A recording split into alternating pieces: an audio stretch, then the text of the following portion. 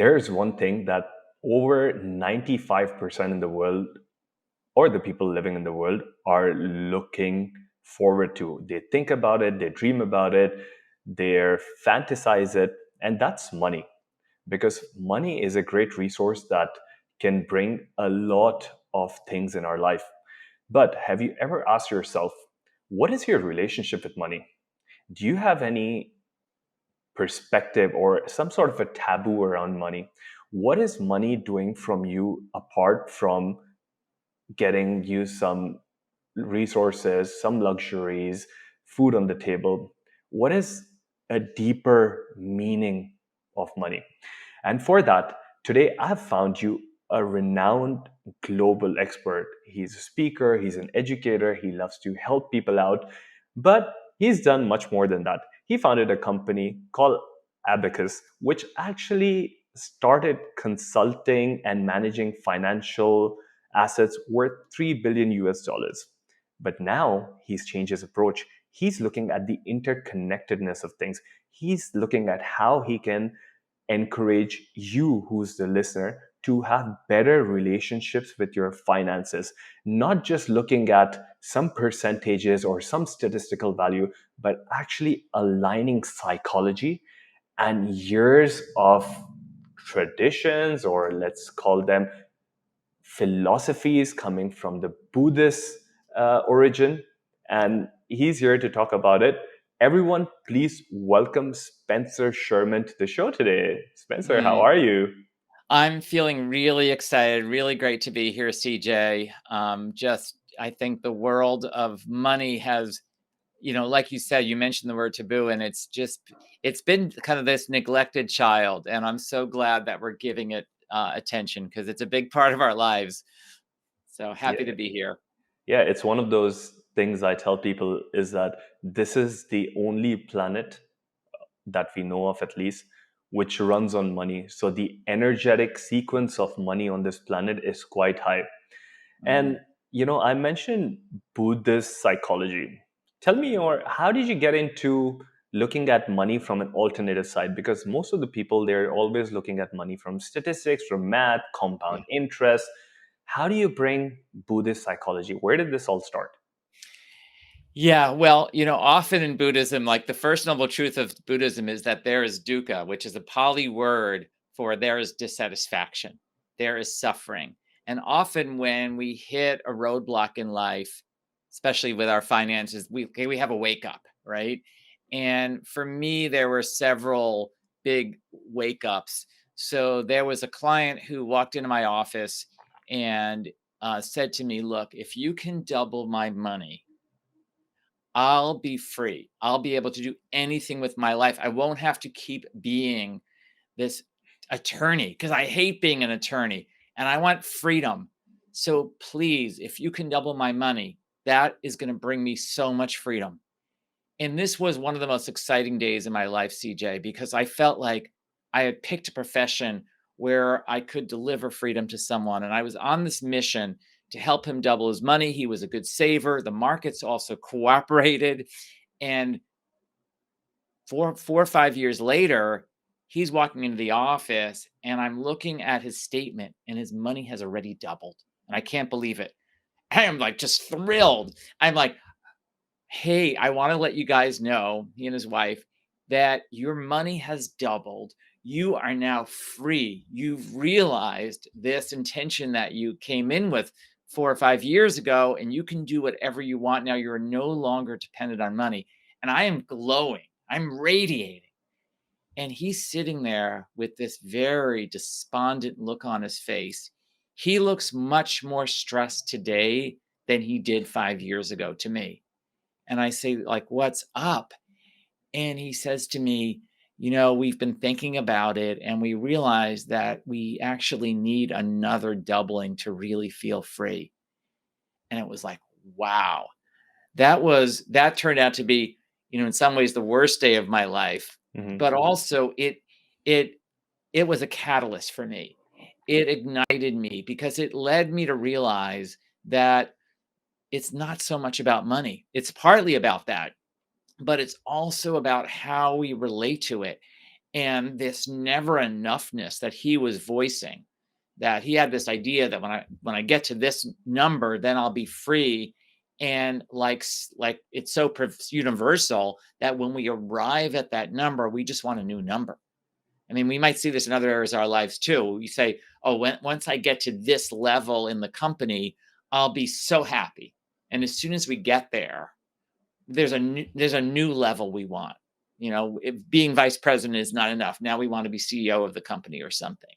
So that had me turn into that skid, if you will, and really start to apply some of the emotional intelligence principles that I was learning from my mindfulness meditation practice, and really see how can I help clients like this, because there's something emotionally that's happening here, because this person knows sort of intellectually that the number he has now is way more than enough, but somehow he's driven to keep wanting more. And there's a lot of evidence for this, that we just keep wanting, we get used to a certain state of being and we just keep wanting more and more and more. So it put me on a path to recognize that I have to offer more than just money to my clients. If I just double their money, what am I may not be impacting them very much, but if I can shift their relationship to money. And what happened with this client is we started working on this idea of enough. And that's it happens to be one of my favorite words. I don't know how it translates exactly into other languages, Hmm. but the word in English for most of us has a little bit of a boring connotation, this idea of enough. But I think about enough in an exalted way. I think it's one of the most powerful places to be, in this place of sufficiency, where you're okay with the way things are, where you're no longer always in this place of dissatisfaction, of needing things to be different, needing to keep doubling your income or changing your status at work. It's not like you don't have an intention. Intentions are fine, but you're no longer caught up that you're in that my happiness depends on a doubling of my money. The happiness depends on me getting this job or something like Hmm. that. That's a state of incredible freedom. So I worked with these clients for many years, and one of the things that also really helped turn things around for them was generosity. That I always think of generosity as sort of the antidote to fear and scarcity. One of my teachers says that generosity is the path to abundance, which might sound crazy, but Hmm. there's a lot of evidence for that. That when we're actually able to start letting go, when we are generous, we are telling our brains that we must have enough, that things must be okay. And we're kind of pivoting ourselves into a very healthy, joyous frame of mind. And we know that when we're in that healthy frame of mind, that zone in sports, or we're feeling happy, we're more productive at work. Our colleagues, our boss, everybody tends to like us more when we're feeling happy. So it's naturally going to lead us most likely to earning more money at work. It's going to more often that lead us to make wiser financial decisions. So through this generosity, they ended up with less money than they used to have, but feeling so much more abundant, because they recognized that it was really about fear. Wow, that's So beautiful. yeah, it really had a very happy ending, the story of them being very generous and letting go of so much fear and finally coming to this place of ease with their finances. I love that. I love that, you recognize through your clients. And I think it's like a global issue with all of us humans that Yeah. we always, as souls, we could say that we are either meat suits, or we could say that we're a container of a beautiful soul that is always wanting to expand. And this expansion always brings in a physical manifestation. So we're always looking to expand. You have enough money, like in your case, the client had enough money, he wants more. Someone in sports, they want more. We're always looking to expand because we always think their expansion in the physical domain will get us the happiness. And then the happiness has a rebound effect. You become happy for maybe a few hours, and then Yes. it goes back, right? There's a rebound Yes. effect. But Yes. I think Yes. what you're bringing to the table is so interesting because you don't. Right now I'm in Thailand and I see this in the streets all the time, even when I'm in other countries like Africa and Vietnam. They don't necessarily have the means, the resources, the money, the financial freedom, but if you see the happiness in their eyes or the contentment with anything that they have, sometimes they might not even have a limb in their body, but the contentment that you Mm, see is far greater than what we see in developed societies, or where we see people just, having a straight face and going to work like it's going to be the worst day of their life, but while having everything. So I love that. And another thing that you brought up that caught my attention was this this effect of not getting entangled into, this whole cycle of getting the money and then holding it back. And you don't let. In Hinduism, in fact, we have a very interesting concept, and I think Buddhism has the same, of detachment, mm, where you work towards something, but not so you can hold on for dear life. You Things come in and everything happens in a cycle. So things yeah. come in, you grab them for a while, you enjoy them, and then you let them go. So I love that you brought all of those concepts. Now, in your teachings, or the way you have a unique perspective on money, are there any universal laws that, because everything in nature has certain laws, we love, as humans, we love to break them, and we think they're non-existent, but we get to learn about the dharma, about the laws. We ourselves, our bodies, do respect some of these laws.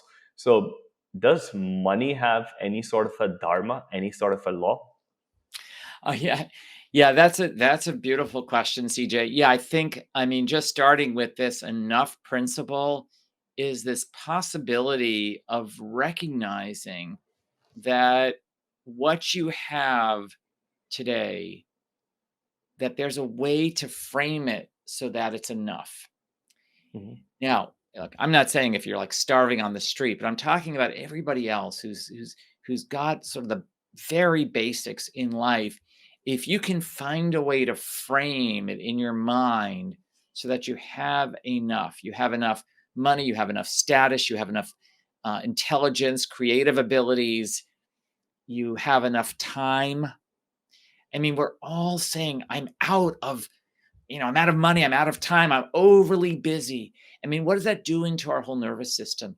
It's putting us into that fight flight mode, into that sympathetic nervous system instead of the parasympathetic nervous system where we're relaxed and at ease and our creativity is is strongest. I mean, that's really what we want because our greatest earning potential, our greatest brain power, in some ways you could say, comes from our creativity.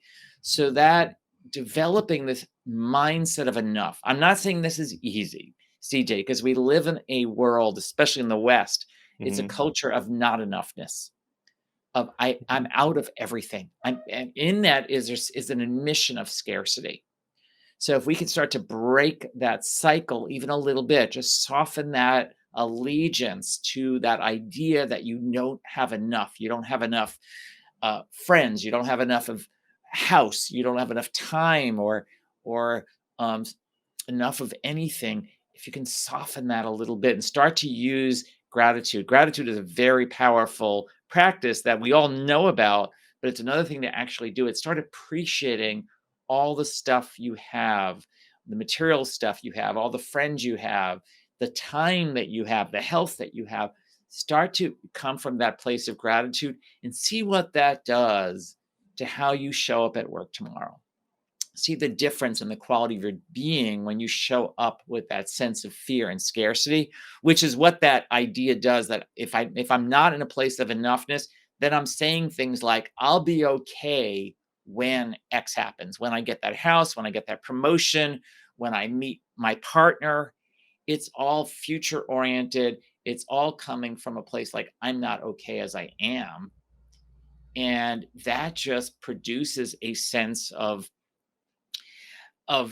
n- a future orientation and a sense of that I'm living with scarcity today. So what I'm saying is have the intention to meet your dream partner, have the intention to have the house or the promotion at work, but find a way for everything you have to be enough right now in this moment as we're speaking, on this talk. Find that place of enoughness with who you are right now. So that's one. um, shall I go? I'll go to the second one, and then maybe you Please. can respond. Yeah. So the second one around money is to look at the evidence, and Mhm. this is a very exciting one to me, for me, CJ, because when it comes to investing, our brains go crazy. I mean, we just don't want to look at the evidence and see that when it comes to investing, you can be incredibly successful by following some very simple rules. But so many of us, and it's painful to see, and I've done it myself. I did it myself in my 20s. We want to take uh, outrageous risks with our money. We don't want to, turn $1,000 into $2,000 over the next 10 years or so. We want to double our money That's in too a week. slow. That's what Yeah, people say. or a week or a month or a year. And what I'm saying is, when you start going for that aggressive investing, when you look at doing it over your lifetime, there's just not a lot of good evidence for it.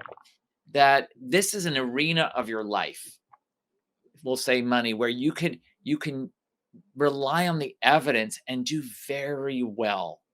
That, if you can get your money to double every 7 years, which is about a 10% return, that means your money quadruples in 14 years. It eightfolds in 21 years. That's a lot of growth. And that's from doing something very simple, like spreading your money into many different categories, not putting all your eggs in one basket. So Mhm. having a very diverse investment plan, for example. That's one of the things that I keep saying to everyone. Don't put all your eggs in just that one basket. Don't have that overconfidence that the future, that you have this reliable crystal ball. And if you can accept that, not only will you tend to make more money, but you'll have a lot less stress doing it. So that's, the second, I would say, rule of money, is to look at the solid evidence. And when people were asking me, CJ, well, should I invest in cryptocurrencies? I have nothing against cryptocurrencies, but my response was, wait until there's at least 20 years of evidence before you invest in cryptocurrency. Mhm. Now, some people might say, well, you're going to miss this new huge opportunity. And I say, I'm okay with that, because I want to wait to see the evidence that I can actually earn consistent returns from cryptocurrency over time. But there's plenty of other things that have at least several decades of evidence that you can invest in. And why not turn to those things? So that's what I'm going to say. And I see so many brilliant people trying to find that needle in the haystack, find the next investment that's going to make them millions of dollars. And there's this quote from Jean-Jacques Rousseau. He's a French philosopher from the 19th century, and he said, "Patience is bitter, but its fruit is sweet. Patience is bitter, but its fruit is sweet." And I think that so much I love applies that.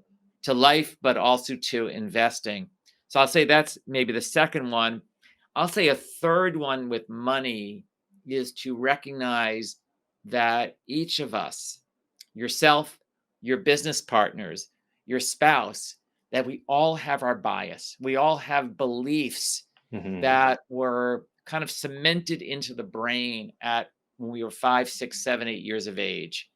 And if you can become aware of your own bias, the bias of your spouse or your business partners, that can so much help you in having compassion for yourself, having compassion for others. Like, oh, my spouse overspends, because that's their belief about spending, that you should just spend the money before it disappears. Or your spouse always wants to save. They probably got that from when they were 4 or 5 or 6 years old. And that's an important thing to understand about others, about yourself. Wow, thank you for sharing that. Yeah. There are I mean, one comment and two questions. I love the fact that you brought up gratitude because Mm. I think it's one of the most simplest things in the world, but it's one of the most overlooked things in the world. Yes. Having gratitude for, having enough food, having shelter. And Yes. if we take a step back, what I like to tell people is that having the gratitude for your life, World Health Organization and some other organizations, they say that about 150,000 people die every day. That is 6 people per second. Mm, And these guys are not dying out of some of them were just walking on the street and they died, or they just did not wake up every morning. And we look at this, if 150,000 people aren't really waking up the next morning, then even if you have 5 close people around you, then yeah. about 1 million people lose someone every day. And if you wake up Mm, next morning and you just look around you and you see that you're alive, and you see the 4 or 5 more most important people to you are alive as well, this is already a big win.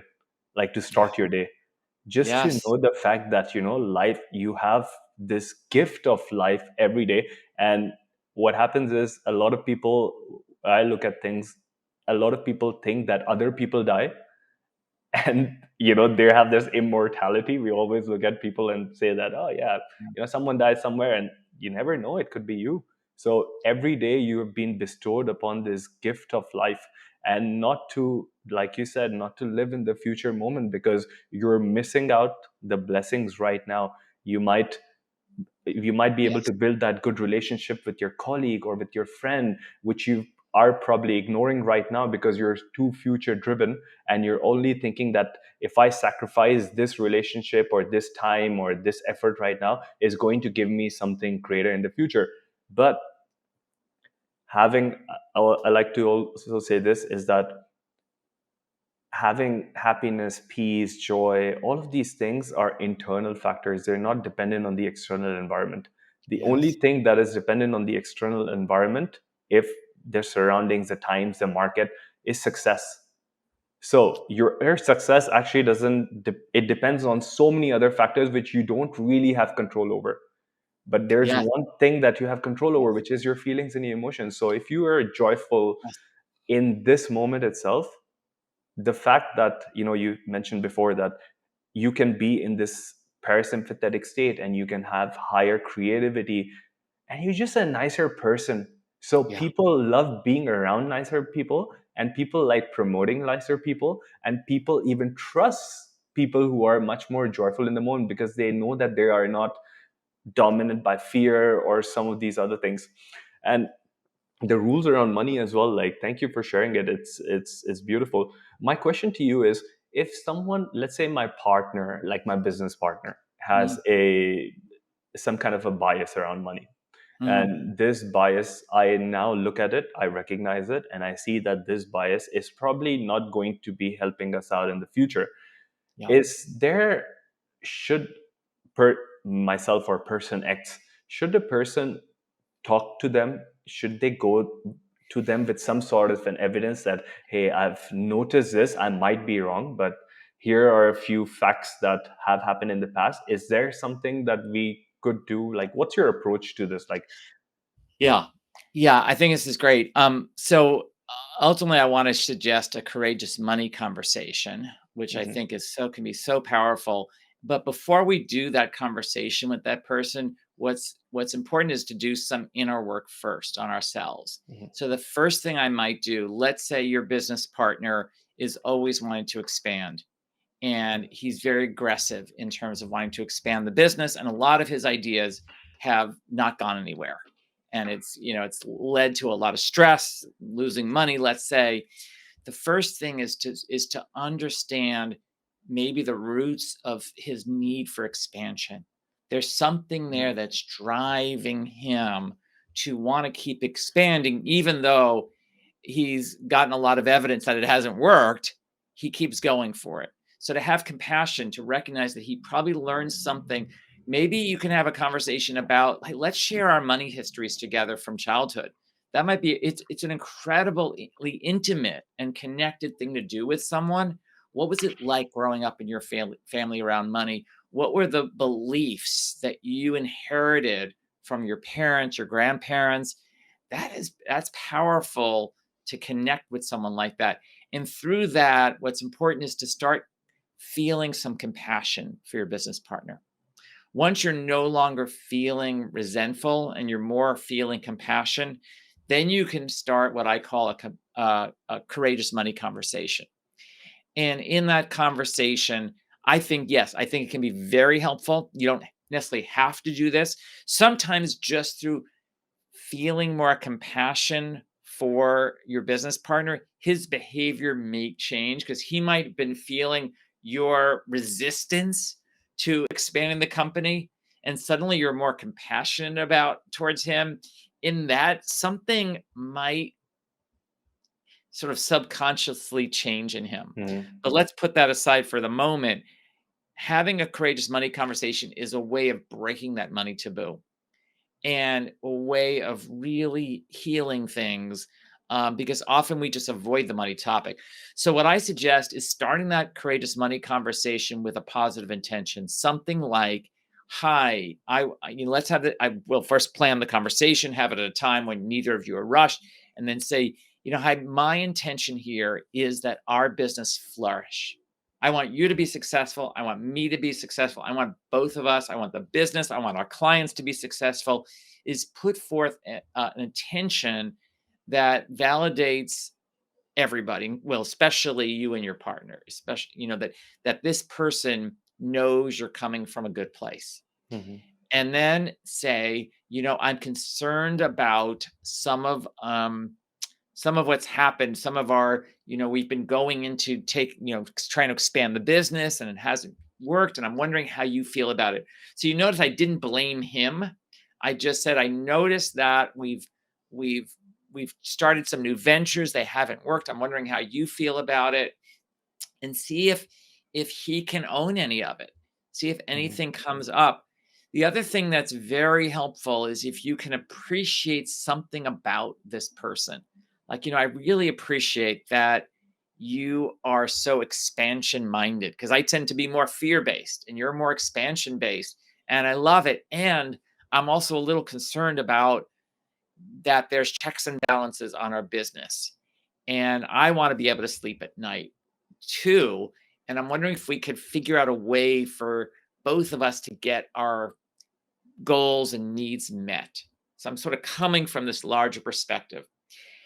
Here's one other idea that you could try that might help, is to say, hey, let's imagine there are two business partners and they're identical to the two of us, and they're having this kind of challenge of one wants to just expand, expand, expand. The other one wants to like keep things slow and steady and moderate. How would you advise them? If Mhm. you were going to advise them, how would you tell them to solve their dilemma? If you were hired as this independent consultant, how would you solve their dilemma? And see what that person says. And hopefully that often has brought on the wisdom, the objectivity of that person who was biased towards expansion. So those are some ideas for getting this conversation going.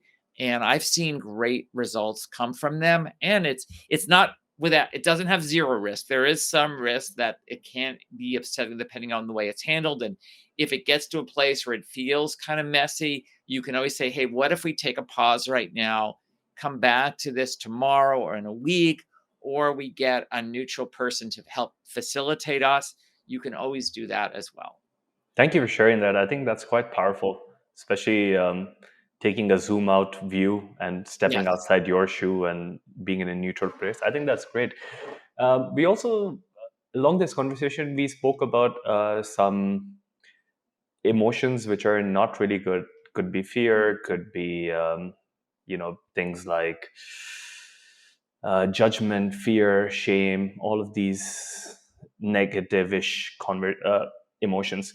Why do people have this these kind of emotions when they want to talk about money? Like, you could talk about how you went out last night and it was great, and maybe how many people you met, and that's never a strange conversation to have. But every time something comes around money, there Yeah. is this there's this more people, like most people describe it as an invisible force that's holding them back, and a force that for most people will not allow them to fully express themselves, like Yeah. be in the moment. So why do you think that happens? Do you have any tips for that? Yeah, yeah. So I think this is it's been a huge one for me. This has been my work from my childhood, is that it's we tie money into our sense of survival, our sense of self-worth.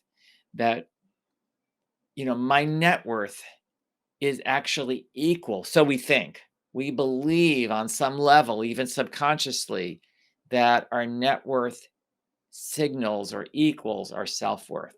Hmm. Or so much of our identity is tied in with money.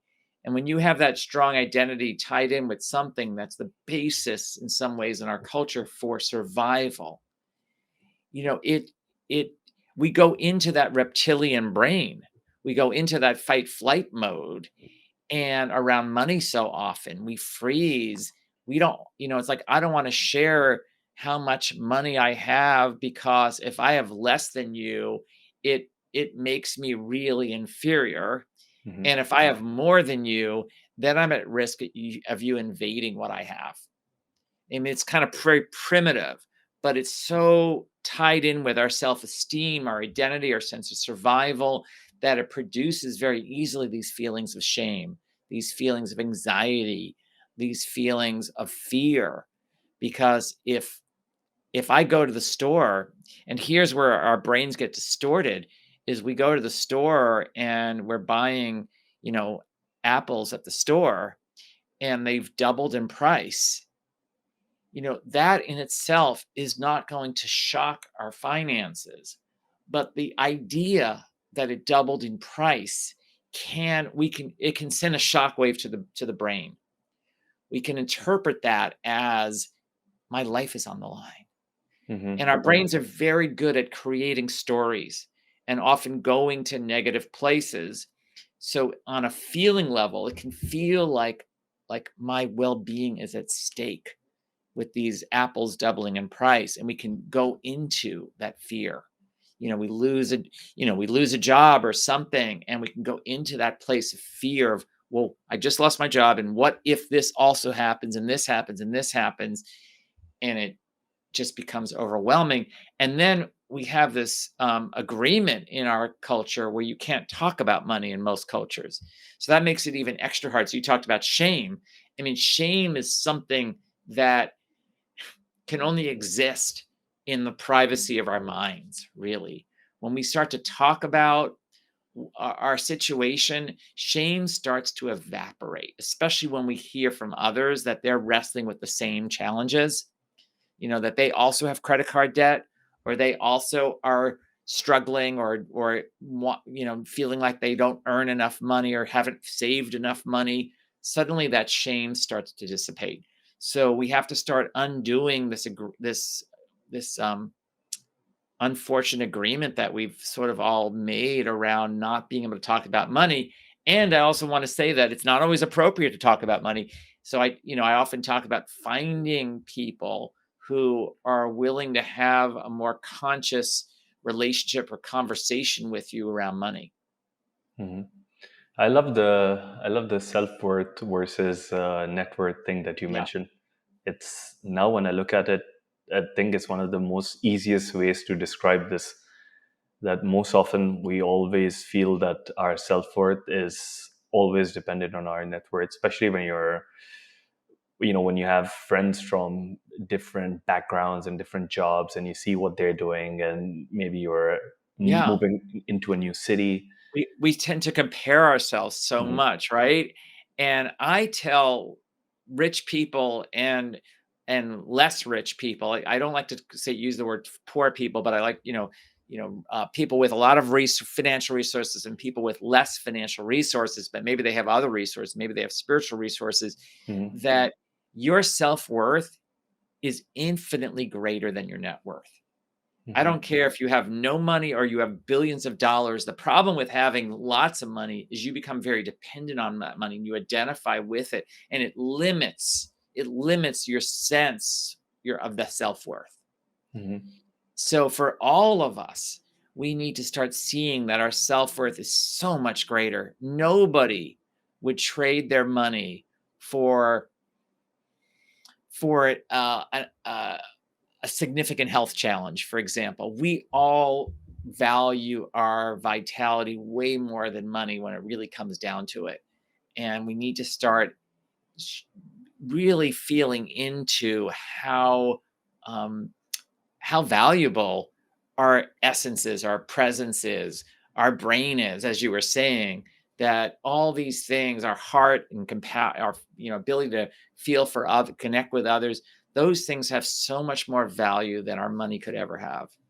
So, do people who have more resources, the rich people, do they have better health than the people who are not that resourceful? Is there a Um, trend that you see?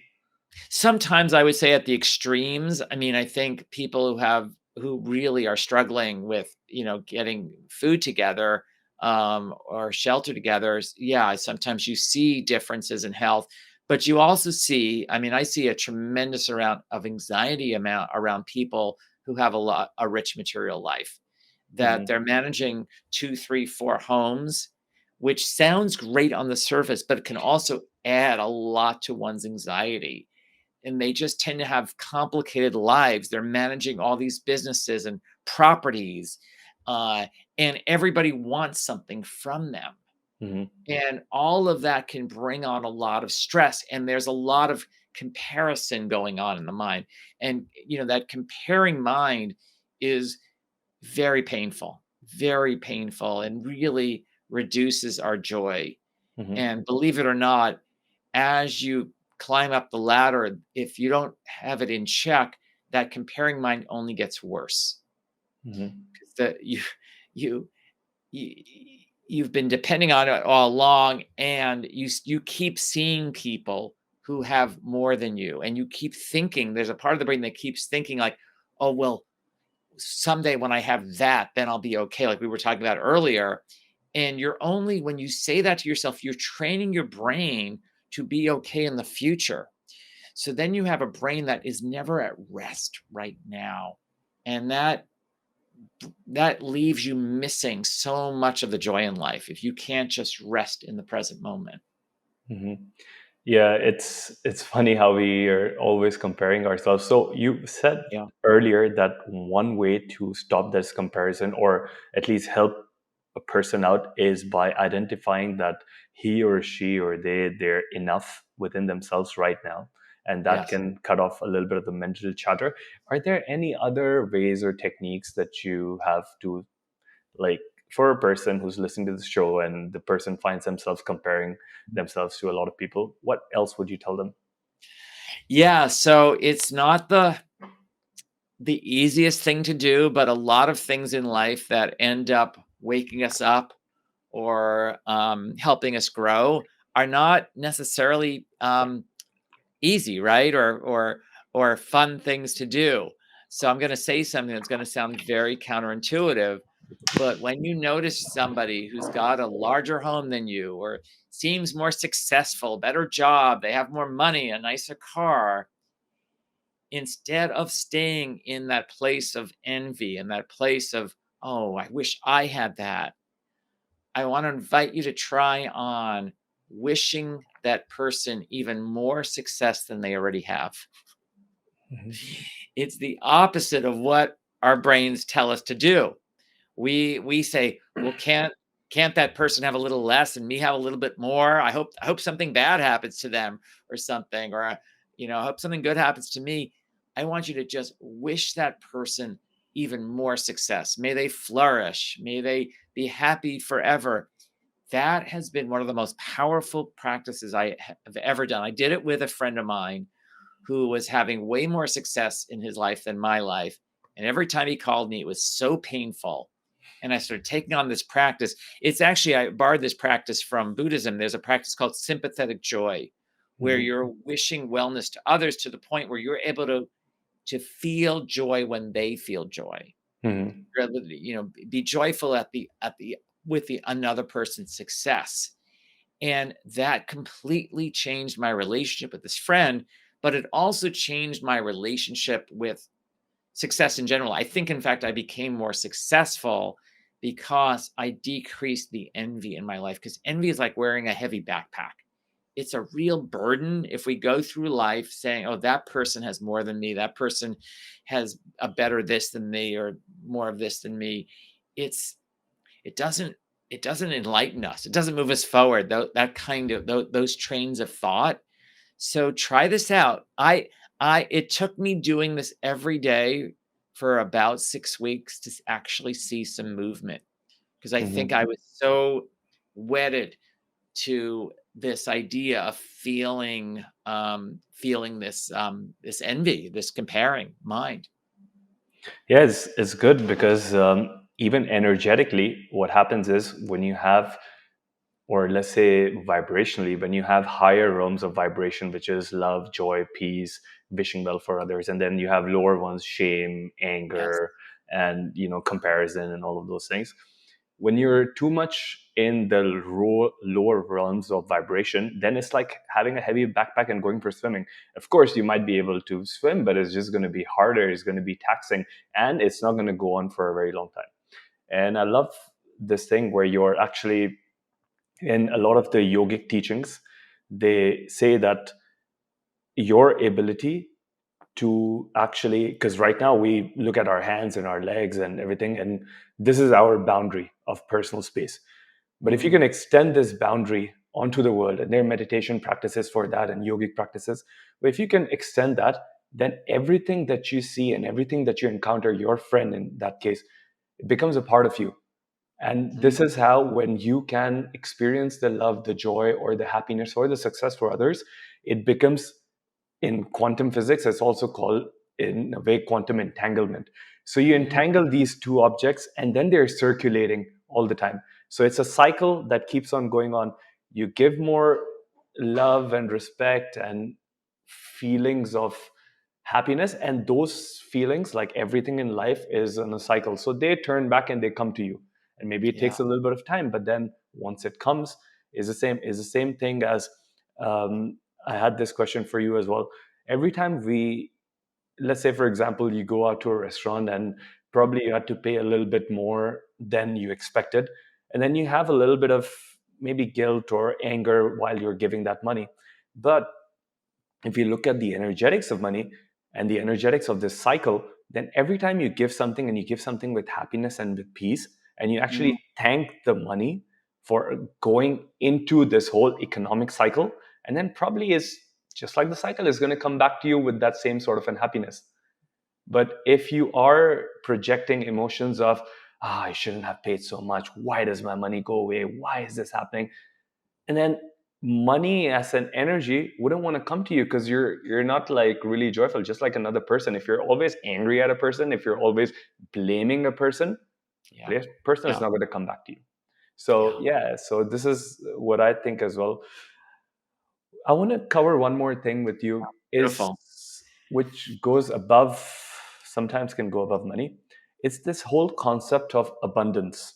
Mm. What's your take on abundance? Is abundance only limited to money, or the car, or the house, or what's your take on it?